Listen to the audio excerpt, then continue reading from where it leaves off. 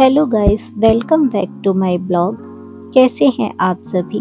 उम्मीद करती हूँ हमेशा की तरह आप सभी स्वस्थ और मस्त होंगे। तो आज है नवरात्रि। तो सबसे पहले आप सभी को हमारी और हमारे परिवार की तरफ से नवरात्रि की ढेरों शुभकामनाएं। तो चलिए, अब हम आपको जो भी हमने हमारे घर में किस तरह से नवरात्रि पर पूजा पाठ किया, किस तरह से माता रानी का आगमन किया, वो हम आपको दिखा देते हैं। और अगर आपको ये ब्लॉग पसंद आए तो प्लीज़ हमें सपोर्ट करिएगा, क्योंकि हमारा एक ही मकसद है कि हम जो कुछ भी कर रहे हैं वो आपको पसंद आए। अगर पसंद ही नहीं आएगा तो फिर हमारी मेहनत का फल हमें कैसे मिलेगा। तो चलिए आगे बढ़ते हैं।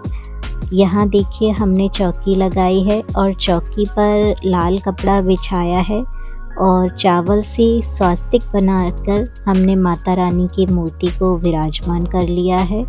और यहाँ पर हम माता रानी के लिए जो पीले रंग के वस्त्र लाए हैं वो हमने माता रानी को पहना दिए हैं। और साथ ही माता रानी को आभूषण में एक माला जो कि मोतियों से बनी हुई है, पहनाई है। और फिर इसके बाद माता रानी को लाल चुनरी हमने ओढ़ा दी है। और देखिए माँ का स्वरूप कितना भव्य, कितना सुंदर लग रहा है। और इसी के साथ आगे दीपक हम प्रज्वलित करेंगे, जो कि 9 दिनों तक ये दीपक जलेगा और इसे अखंड दीपक भी कहते हैं। तो इसमें बाती आप शुरुआत में ही इतनी बड़ी बनाइए जिससे कि 9 दिनों तक ये जले और कम ना पड़े। और फिर हमने दीपक पर स्वास्तिक बना लिया है। और इस तरह से हम दीपक में जो अग्निदेव विराजमान होते हैं उनका भी हम आवाहन करेंगे और उनसे ये प्रार्थना करेंगे कि वो इस पूजा के साक्षी बने। और आगे हमने जो अभी हम कलश स्थापना करने वाले हैं, तो कलश पर हमने रोली से स्वास्तिक बना लिया है। और जल भरने के बाद उसमें हम अक्षत, सुपारी और हरी इलायची, एक सिक्का और फूल उसके अंदर डाल देंगे। और इसके बाद हम कोई भी पत्ते जो भी आपके आसपास अवेलेबल हों, या तो आम के या अशोक के, कलश के ऊपर रखेंगे। तो हमने तो आम के पत्ते ही कलश में रखे हैं, क्योंकि हमें वो आसानी से मिल जाते हैं।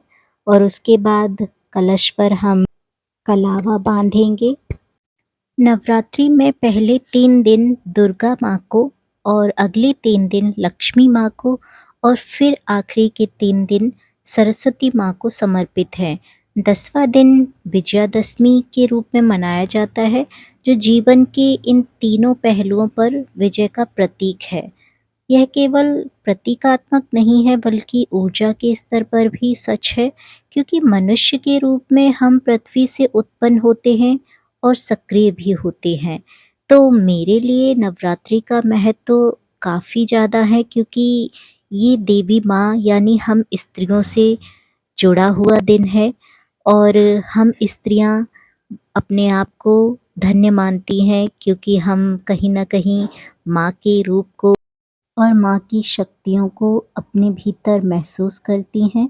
समय आने पर हम घर की लक्ष्मी, घर की अन्नपूर्णा और भी न जाने क्या-क्या जो भी हमें संसार ने नाम दिए हैं, उन नामों से हम स्त्रियाँ जानी जाती हैं। तो ये एक कहीं न कहीं माता रानी का बहुत बड़ा वरदान है हम स्त्रियों पर, जो माता रानी ने स्वयं अपने रूप, अपनी शक्तियों से हम स्त्रियों को जोड़ दिया है।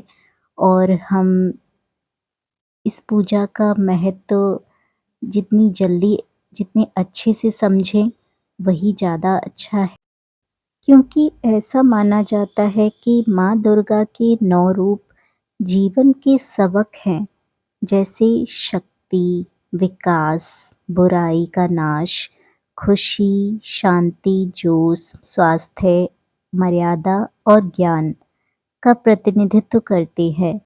और इस समय शक्ति के 9 रूपों की उपासना की जाती है।